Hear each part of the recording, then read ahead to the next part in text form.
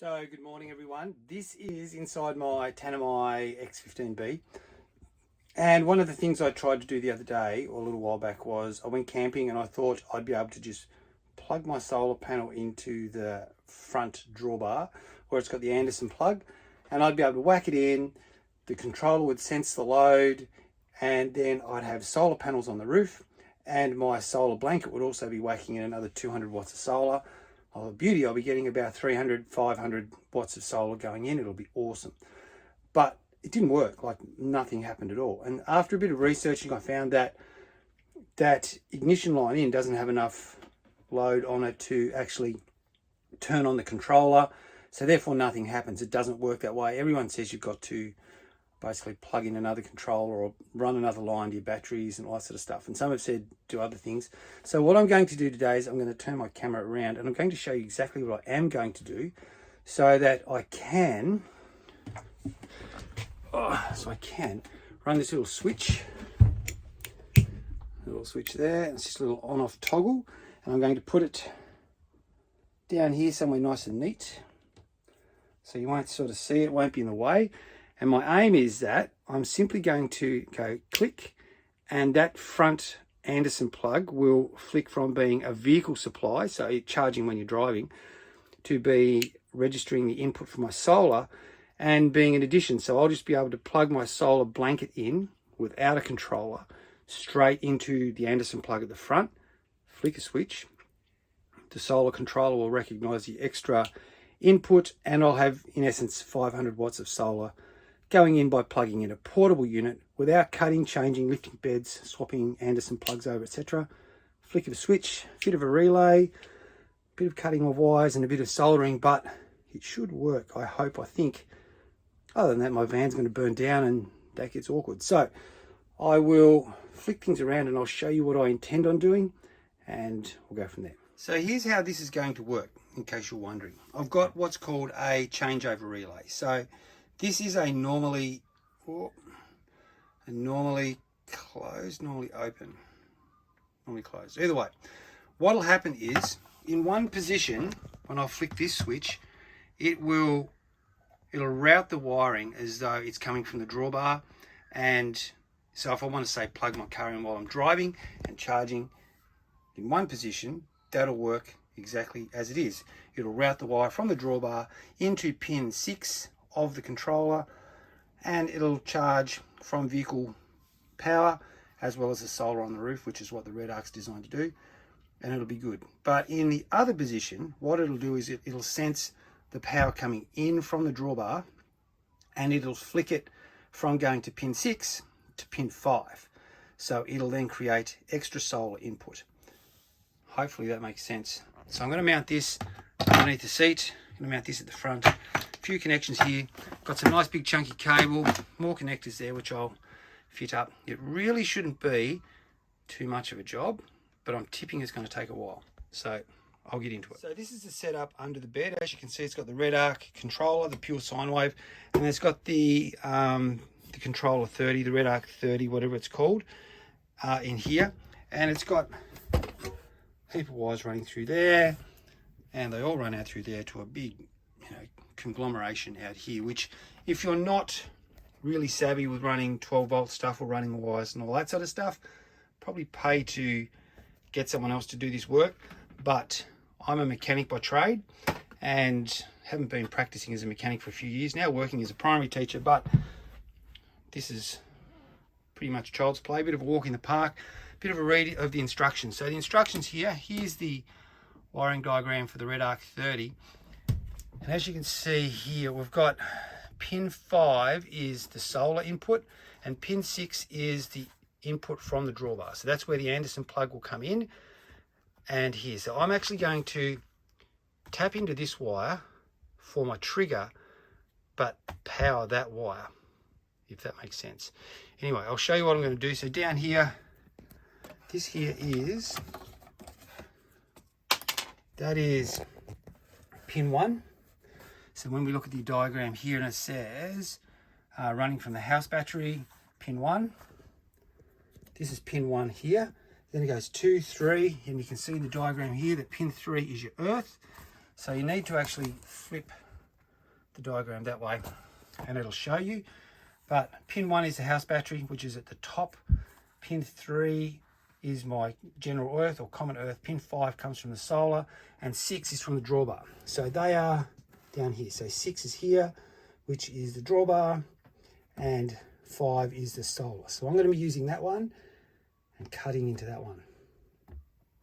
Anyway, that's how it's going to work. All right, I'll be back in a tick.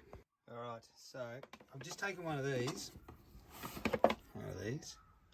which is a yellow spade. It's a large one, and I've cut the yellow off it, and I've fitted a wire into it, soldered it into place, and I've insulated it with heat shrink.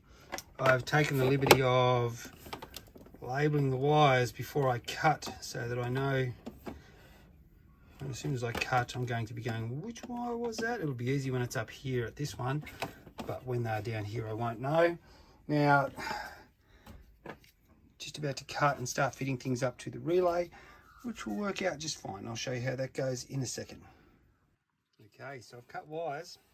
This is the input from the drawbar. So as it stands at the moment, this is, if I was to plug something into the Anderson at the front, this is where the power would be coming in. On my relay, which is, it's a fairly big chunky one, it's a 60 amp, so 60 amp relay. And so when it's normally open, it's a 70 amp, and when it's normally closed, it's a 60 amp. So there's two different draws on it. So this one here is going to be going into pin 30 on the back of my relay, and it comes out on pin 87A.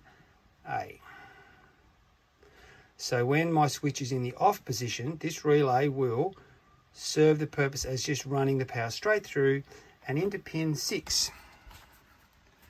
Pin 6, and on its way, so it'll come in from here, it'll go into pin 30, it'll come out through 87A, and then it'll go through into pin 6, and it'll function just as it normally would, as if I had plugged my car charger in. What I wanted to do is be able to flick a switch, and then instead of going out through 87A, it'll go through 87, which is one of them, and that'll reroute the power coming in from here, which would be from my solar panel.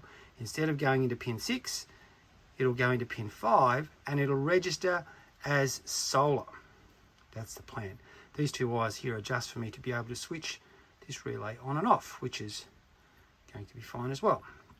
So that's all that we need to be able to do, is switch it on and off, and we will be all laughing. So that's where we're at the moment. I'm going to solder one of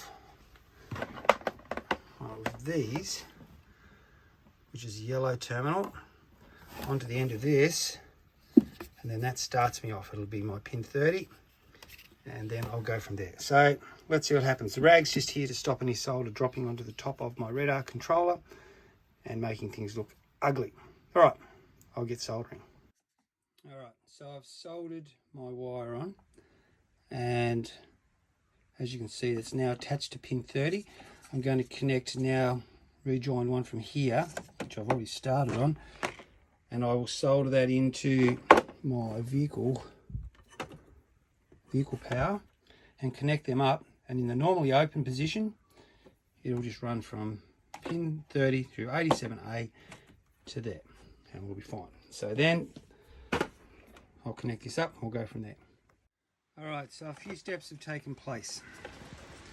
One, I've got all three connections onto my relay. And down here I've connected my vehicle input or drawbar input into the solar. And I'm going to join that in a second, wherever that is, just here. I'll join that in. So what that'll do is, under normal operating conditions, without anything turned on, this will function as though I've got power running in through the drawbar if I'm connected to the vehicle, and that'll go to pin 6. Pin 6. However, if I decide I want to flick on the solar blanket when I'm sitting parked, I will just connect it up, regulator free, and I'll flick a switch. And as you can see here, I've spliced those two wires together, and the solar will come in from the drawbar. It'll also be coming in from the solar panels on the roof, and it'll go into the Redar controller, which will then sense it as solar input, and it'll charge my batteries with, in essence, 500 watts of solar, not 300. All right, so I'll just connect these two up now, and then all I've got to do is run a negative and a switching wire to my switch, put this in place down here nice and solid, cable tie everything back in place, and I'm done. Well, this is it. So the little switch is in, sits nice and flush, bit of dust there now. Had to drill a 20mm hole. It's literally just a little push switch, pushes in. All the wires are connected up. I've just got to go into town and get some cable ties so I can tie everything back neatly. Relay is sitting right there. I've connected my switch powers here and here, so positive and negative. So now I can't really test it today because it's raining and the van's in the shed, but in theory all I need to do, and you'll probably hear the click. All right, so all you got to do now is, in the normal position, it operates as it normally would. If I plug the car in on the Anderson plug, it would run as though it's receiving power. It's only when I flick this switch that things change, and that's when I can plug in my solar panel from the front. It will then bring power in through here, through the, not the vehicle input, but the solar input, which is tucked down neatly down in there. It'll add to the solar that's already coming in, and that's where this takes over, and it'll charge my batteries with a little bit of extra oomph.